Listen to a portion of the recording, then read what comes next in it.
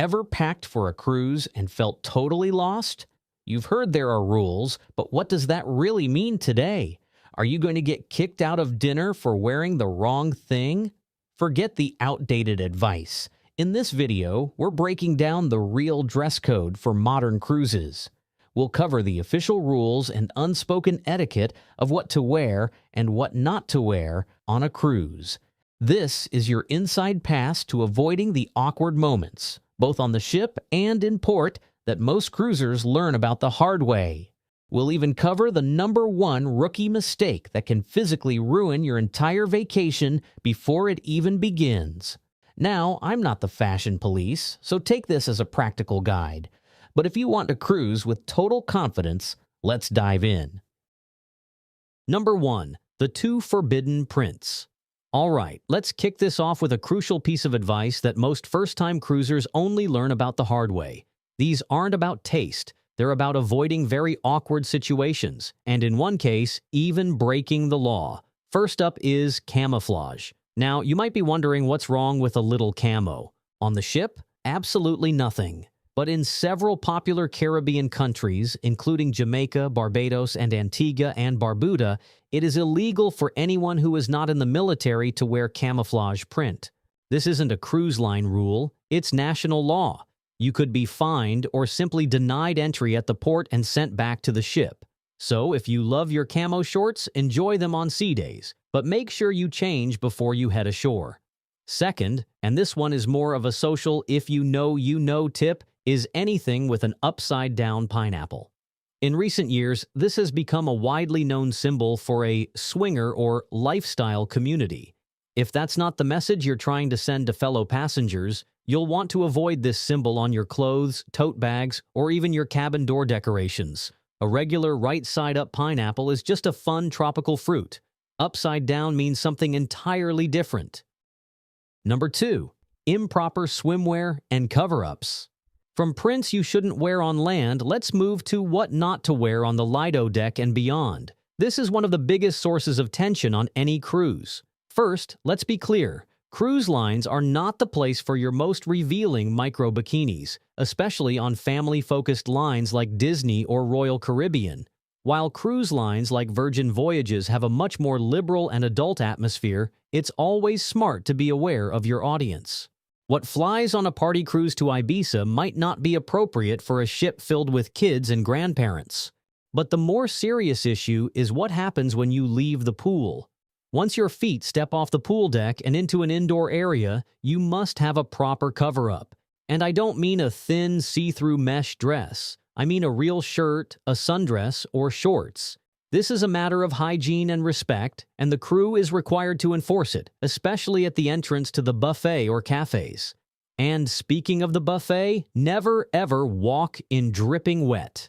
Not only is it a dangerous slip hazard for other passengers, but you will be politely, and sometimes not so politely, turned away at the door. It's an embarrassing situation that is easily avoided. The same goes for your feet. No bare feet are allowed in any indoor dining area. You have to wear shoes. Number 3. Shorts and jeans. This is one of the most debated and confusing dress code topics, and it's where many first-time cruisers get tripped up. Some popular cruise lines still officially prohibit shorts for men in the main dining room during dinner service. This includes celebrity cruises, MSC cruises, on gala or evening wear nights, and princess cruises. Carnival Cruise Line also lists shorts, including dress shorts, as inappropriate during cruise casual and cruise elegant nights. Royal Caribbean, by contrast, does not have a formal ban. Their guidelines encourage smart casual attire for dinner, but shorts are not explicitly prohibited, and many guests wear neat dress shorts to dinner without issue. Enforcement can vary, so while you'll often get in with no problem, there's always a chance you could be asked to change. Jeans are where the biggest shift has happened. For years, they were discouraged at dinner, but this has relaxed significantly. Today, almost all cruise lines allow jeans in the main dining room, even on smart casual nights, provided they look presentable. That means clean, dark-washed jeans without rips, holes, or frayed edges are a safe and versatile choice. On hyper-casual lines like Norwegian or Virgin Voyages, the dress code is even more relaxed. Nice shorts and jeans are acceptable almost everywhere. The simple formula to remember is this: shorts are best for the daytime, while jeans or chinos are your go-to option for a relaxed dinner. Formal nights and certain specialty restaurants may still require long pants, but outside of those settings, most cruise passengers today dine comfortably in neat casual attire. Number 4. Formal night attire. Speaking of dressing up for dinner, this next topic is the single biggest source of packing stress for new cruisers. Forget everything you've seen in old movies. Formal wear today is much more accessible and relaxed. The myth is that you need a tuxedo or floor-length ball gown. In reality, on almost all cruises, that's simply not true. While lines may still call it formal night or gala night, the modern dress code emphasizes looking your best, not being the most formal. For men, a suit is always a classic choice, but many guests are perfectly comfortable in a sport coat or even just a crisply pressed collared shirt with dress trousers. For women, cocktail dresses, elegant jumpsuits, or stylish separates are the most common and ideal options. The one notable exception is Cunard, which continues to uphold a highly traditional standard.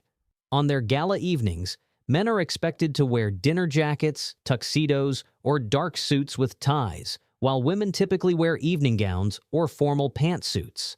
But on virtually every other cruise line, the goal is simply to feel classy and elevated, not stressed and uncomfortable.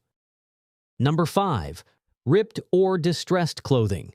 This next one is a modern fashion trend that often clashes with the traditional atmosphere of a cruise ship evening. We're talking about ripped, torn, or overly distressed clothing. While a pair of stylishly ripped designer jeans might be a fashion statement on land, on a cruise ship, it often falls under the no torn clothing rule for evening dining. This applies to the main dining room and especially the specialty restaurants. The logic is simple. The cruise lines want to maintain a slightly more elevated night-out atmosphere in their dining venues, and distressed wear is seen as just a little too casual for that setting. This is an easy one to get right. If your jeans or shorts have rips or holes in them, whether they came that way or not, save them for daytime wear around the ship or for your adventures in port. For dinner, opt for solid, non-distressed clothing to fit in with the evening's ambiance. Number 6. Pajamas, slippers, and bathrobes. Now that we've covered what to wear out in the evening, let's talk about the unspoken etiquette of keeping your cabin wear in your cabin, which is crucial for maintaining the ship's special vacation vibe. Let's start with bathrobes. It's a fantastic perk when the cruise line provides a comfy robe, and it's perfect for lounging in your room or wearing on your balcony while you enjoy a room service breakfast. However, it's considered bad etiquette to wear your bathrobe into public dining areas, including the buffet. The one major exception is when you are walking directly to or from the spa, the pool, or the hot tubs. Especially on a chilly Alaska cruise, seeing someone in a robe making a quick dash to the heated pool is perfectly acceptable. If you do wear it to the buffet, be prepared for a lot of stares, and you might even be politely corrected, as one woman was in the MSC Yacht Club when she was kindly asked to return to her suite and put on some clothes. The same logic applies to slippers. Most cruisers agree they simply shouldn't be worn outside of your cabin. Now, pajamas are a bit more debated, but my view is that they are best saved for your cabin or a pajama party. I make a clear exception for young children and for special themed events, like families going to breakfast in matching PJs on Christmas morning. And honestly, if teenagers are wearing pajama pants to grab a late-night slice of pizza, that's fine too. Ultimately, cruise ships are beautiful venues, and dressing appropriately helps maintain that special ambiance. Most of us wouldn't wear a bathrobe or pajamas out to a nice restaurant at home, and the same courtesy applies at sea. Now, I really want to know your thoughts on this one. Let me know in the comments what you think about the great bathrobe and pajama debate. Number 7. Offensive or profane clothing. Moving on from unspoken etiquette to a very firm written rule on every single cruise line. Your vacation is a shared space with thousands of other people from all walks of life, including children and seniors. Because of this, all cruise lines have a policy against clothing with profanity, offensive language, or graphic, obscene imagery. It's not a matter of free speech, it's a condition of your ticket. If you wear a t-shirt with a swear word on it, a crew member is well within their rights to politely ask you to go back to your cabin and change. And on a related note, I'd offer some practical advice. Leave any clothing with controversial or political messages at home. Regardless of your views, a cruise ship is not the place for a heated debate. You're there to relax and escape the arguments of the real world, not start them with a stranger by the pool. Keeping your clothing neutral is the easiest way to ensure a peaceful and enjoyable vacation for everyone. Number 8. Baseball caps and dining venues. This is a classic rule of etiquette that still holds true on a cruise ship, and it's a simple sign of respect in a dining setting. Most cruise lines list in their official dress code that baseball caps and hats should not be worn in the main dining room or specialty restaurants in the evening. It's a simple traditional sign of respect in a dining setting, similar to not putting your elbows on the table. While you'll probably see people doing it, and the crew may not always enforce it, it's a small gesture that helps uphold the nice, restaurant-like atmosphere. However, this is a perfect time to mention the "give people grace" rule. While you should take your own hat off, it's best not to judge others who don't. You never know someone's personal situation. A person may be wearing a hat or a head covering for a number of reasons, including hair loss due to medical treatments. The best practice is to simply follow the rule yourself and extend courtesy to everyone else. Number 9. Overpowering cologne or perfume. From what people see to what they smell. This next point is a quick but incredibly important one for ensuring everyone around you has a pleasant cruise. It's about being mindful of scents in a shared, enclosed environment. We've all been there. You step into an elevator and someone who was just in there has left behind a cloud of cologne or perfume so thick you can almost taste it. On a cruise ship, with its narrow hallways and crowded elevators, that effect is magnified tenfold.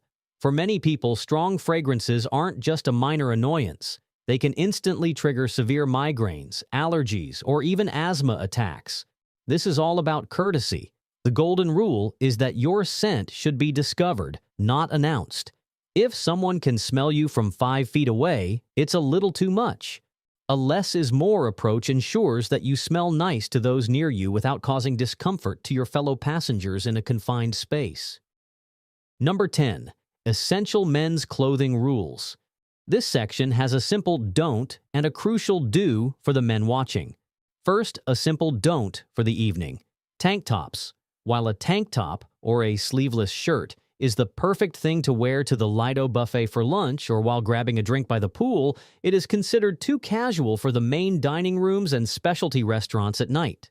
Pretty much every cruise line includes this in their dinner dress code. Think of it as a simple day versus night distinction. As soon as you're getting ready for your evening meal, you'll need to switch to a shirt with sleeves, like a t-shirt, a polo, or a collared button-down. This brings us to a crucial piece of practical advice. No matter the cruise line, always pack at least one pair of long pants and one collared shirt. This is your just-in-case outfit. Even on a famously casual line like Norwegian, their upscale specialty restaurants will still have a dress code that requires a collared shirt and pants rather than shorts. This can be a simple golf-style shirt and any type of long pants, even a nice pair of jeans. Having that one smart casual outfit packed guarantees you can dine absolutely anywhere on any ship without a single issue. Number 11. Brand new or impractical shoes. All right, pay close attention to this next one because it might be the most important piece of practical advice in this entire video. Ignoring this can physically ruin your vacation. I'm talking about your shoes. The number one rookie mistake a first-time cruiser can make is bringing a brand new pair of shoes they haven't broken in yet. You will walk more than you can possibly imagine on a cruise. These ships are gigantic, and a simple walk from your cabin to the theater and then to dinner can easily be half a mile. Blisters are a guaranteed vacation wrecker, so please, wear your shoes for a few days at home before you pack them. The second shoe mistake is not packing a pair of closed-toe shoes like sneakers or running shoes. Many of the most exciting onboard activities like ropes courses, zip lines, rock climbing walls, and go-kart tracks absolutely require them for safety. You will not be allowed to participate in sandals or flip-flops. This is especially critical if you're traveling with kids or teens. You don't want them to be left out of the fun because they didn't have the right footwear. Number 12. Expensive or flashy jewelry. This next piece of advice moves from comfort and etiquette on the ship to personal safety when you're off the ship. This isn't about style. It's about making sure you don't become an easy target. When you get off the ship in a cruise port, you should never be wearing expensive or flashy jewelry. A diamond necklace, a luxury watch, or even a heavy gold chain can instantly signal to opportunistic thieves that you are a tourist and a valuable target. It's an unfortunate reality, but pickpocketing and chain-snatching incidents do happen in busy tourist areas. You are far better off blending in than standing out. The solution is simple and safe. Leave anything valuable or sentimental locked securely in your cabin safe. If you love to accessorize, pack some fun, inexpensive costume jewelry for your port days. That way, you can still complete your outfit without carrying the stress and risk of losing something precious. Save your best pieces for the elegant nights back on the ship. Number 13. Forgetting a jacket or sweater. We've arrived at our final point, and it's a classic rookie mistake that has nothing to do with rules and everything to do with comfort. It's assuming that a hot weather cruise only requires hot weather clothing. Even if you're sailing to the sun-drenched Caribbean, you need to pack for the cold. Why? Because cruise ships are aggressively air-conditioned. The moment you step inside from the hot, humid deck, the temperature can drop dramatically. Theaters, casinos, and especially the main dining room can feel downright chilly after a day in the sun. There's nothing worse than shivering through a fantastic meal or a Broadway-style show. The packing secret is layers. No matter your destination, you should always pack a light jacket, a cardigan, a pashmina, or even just a simple hoodie. Having that extra layer you can throw on is the key to staying comfortable as you move between the warm outdoors and the cool indoor spaces of the ship, especially after the sun goes down. So there you have it, 13 simple tips to help you pack smarter and cruise with total confidence. Now I want to hear from you. What is your number one cruise dress code tip, or do you have a funny story about a mistake you made on your first cruise? Share it in the comments below. Your advice could help out a fellow traveler. Thank you so much for watching. If you found this video helpful, please give it a big thumbs up. It really does help the channel. And if you haven't already, make sure you subscribe for more essential cruise tips. Until next time, happy cruising.